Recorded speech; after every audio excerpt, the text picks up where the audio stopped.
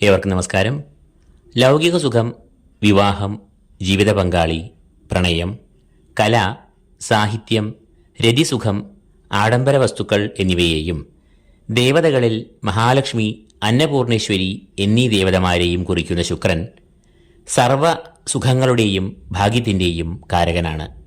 ആ ശുക്രൻ മകരമാസം 4-ാം തീയതി, അതായത് ജനുവരി 18 വ്യാഴാഴ്ച, വൃശ്ചികം രാശിയിൽ നിന്നും ധനുരാശിയിലേക്ക് പ്രവേശിക്കുകയാണ്. ധനുരാശി രാശിചക്രത്തിലെ 9-ാം ഭാവം ആകുന്നു. 9-ാം ഭാവം എന്നാൽ ഭാഗ്യസ്ഥാനം. വ്യാഴത്തിൻ്റെ സ്വക്ഷേത്രം കൂടിയാണ് ഈ ധനുരാശി. ശുക്രന്റെ ഈ രാശിമാറ്റം ചില രാശിജാതർക്കും അതിലെ നക്ഷത്രക്കാർക്കും ഏറെ നേട്ടങ്ങളും ഗുണഫലങ്ങളും നൽകുന്നു. ആ രാശികളും നക്ഷത്രജാതരും ആരെല്ലാമാണ് എന്ന് നമുക്കൊന്ന് നോക്കാം. ശുക്രന്റെ ഈ രാശിമാറ്റത്താൽ ഏറ്റവും ഗുണഫലങ്ങളും നേട്ടങ്ങളും സിദ്ധിക്കുന്ന രാശിജാതർ ഇടവരാശിയാണ്. ഈ രാശിയിൽ കാർത്തിക മുക്കാൽ, രോഹിണി, മകയിരം ആദ്യ പകുതി എന്നീ നക്ഷത്രങ്ങൾ ഉൾക്കൊള്ളുന്നു. ഇടവരാശിജാതരുടെ രാശ്യാധിപനും കൂടിയായ ശുക്രൻ ഇവരുടെ 8-ാം ഭാവത്തിലേക്കാണ് പ്രവേശിക്കുന്നത്. 8-ാം ഭാവത്തിലൂടെയുള്ള ശുക്രന്റെ ഈ സഞ്ചാരം അപ്രതീക്ഷിതമായ ധനലാഭം, ഗൃഹലാഭം എന്നിവ ഫലത്തിൽ വരുത്തും. രണ്ടാമതായി, ശുക്രന്റെ ഈ രാശിമാറ്റം ഏറ്റവും അനുകൂലമായ ഫലങ്ങൾ നൽകുന്ന രാശിജാതർ തുലാം രാശി ആണ്. തുലാം രാശിയുടെ അധിപൻ കൂടിയായ ശുക്രൻ ഈ രാശിജാതരുടെ 3-ാം ഭാവത്തിലേക്കാണ് പ്രവേശിക്കുന്നത് എന്നത് ഇവരുടെ നേട്ടത്തിന് ഏറെ മാറ്റുകൂട്ടുന്നു. ഈ രാശിയിലെ നക്ഷത്രങ്ങൾ ചിത്തിര 2-ാം പകുതി, ചോതി, വിശാഖം മുക്കാൽ എന്നിവയാണ്. 3-ാം ഭാവം എന്നത് ധൈര്യം, മനോബലം, ശൗര്യം, സഹോദരന്മാർ എന്നിവയെ കുറിക്കുന്നു. ശുക്രൻ ഈ ഭാവത്തിൽ പ്രവേശിക്കുമ്പോൾ ഇവർക്ക് സകല പ്രതിസന്ധികളെയും ഏറെ ഫലപ്രദമായി ആത്മവിശ്വാസത്തോടെ നേരിടുവാനുള്ള മനോബലം സിദ്ധിക്കും. ഇവർ മുന്നിട്ടിറങ്ങുന്ന കാര്യങ്ങൾ എല്ലാം വിജയത്തിൽ എത്തും. കൂടാതെ ജോലിസ്ഥലത്ത് സ്ഥാനമാനങ്ങൾ, പ്രമോഷൻ എന്നിവയ്ക്കും സാധ്യത ഉണ്ട്. ധനലാഭവും സഹോദര ഗുണവും ശുക്രന്റെ ഈ രാശിമാറ്റത്താൽ ഇവർക്ക് സംജാതമാകുന്നു. ഗൃഹനിർമ്മാണം ആരംഭിക്കുവാനുള്ള യോഗവും ഇവർക്ക് ഉണ്ടാകും. കൂടാതെ നല്ല ശാരീരിക സൗഖ്യവും മനോസുഖവും ഇവർക്ക് ഉണ്ടാകുന്നതാണ്.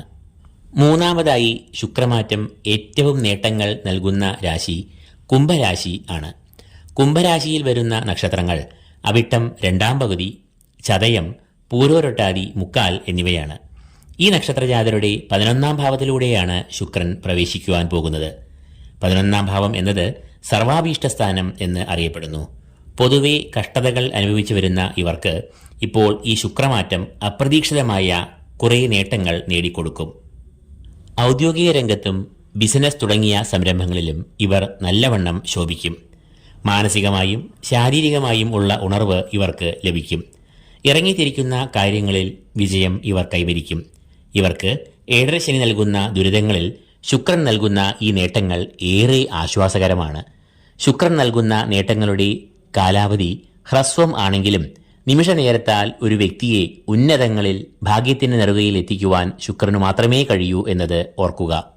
നാലാമതായി, ഈ ശുക്രമാറ്റം ഏറെ ഗുണപരമായ ഫലങ്ങൾ നൽകുക മകരം രാശിജാതരായ ഉത്രാടം മുക്കാൽ, തിരുവോണം, അവിട്ടം ആദ്യ പകുതി എന്നീ നക്ഷത്രജാതർക്കാണ്.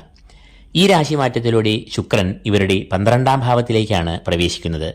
12-ാം ഭാവം എന്നാൽ ചെലവ്, കടം, യാത്ര, വിദേശം എന്നിവയുടെ ഭാവം ആകുന്നു. ശുക്രൻ 12-ലൂടെ സഞ്ചരിക്കുമ്പോൾ കാര്യവിജയം, ധനസമൃദ്ധി എന്നിവയാണ് പൊതുവായ ഫലങ്ങൾ. വിദേശയാത്രയെ കുറിക്കുന്നതിനാൽ ഈ നക്ഷത്രജാതർക്ക് വിദേശയാത്ര, വിദേശത്ത് ജോലി എന്നിവയ്ക്ക് സാധ്യത കാണുന്നു. ഉപരിപഠനത്തിനായും വിദേശങ്ങളിൽ പോകുവാൻ ഏറെ സാധ്യത ഉണ്ട്.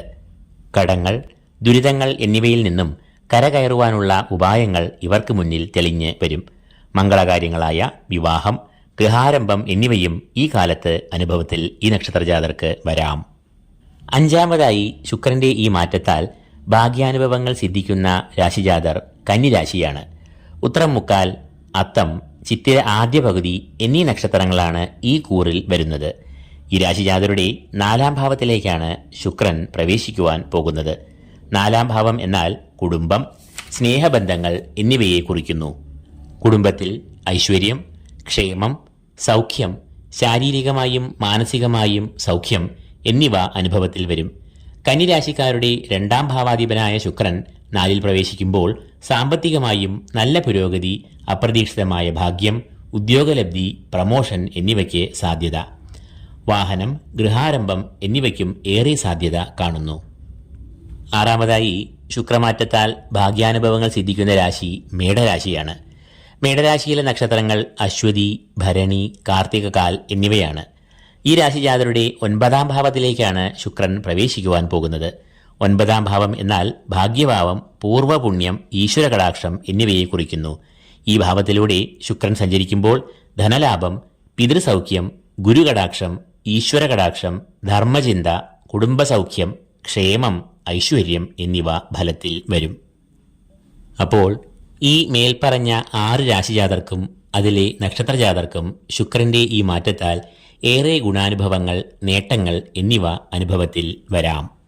ഈ ഭാഗ്യാനുഭവങ്ങളിൽ ഗ്രഹനിലയിലെ ശുക്രന്റെ ഭാവം അനുസരിച്ച് ഏറ്റക്കുറച്ചിലുകൾ വരാം. ആ ഭാഗ്യം, നേട്ടങ്ങൾ, അവസരങ്ങൾ എന്നിവ പരമാവധി ഇവർ പ്രയോജനപ്പെടുത്തുക. ഇതോടുകൂടി ഈ എപ്പിസോഡ് ഇവിടെ പൂർണ്ണമാകുന്നു. ഏവർക്കും നന്ദി, നമസ്കാരം.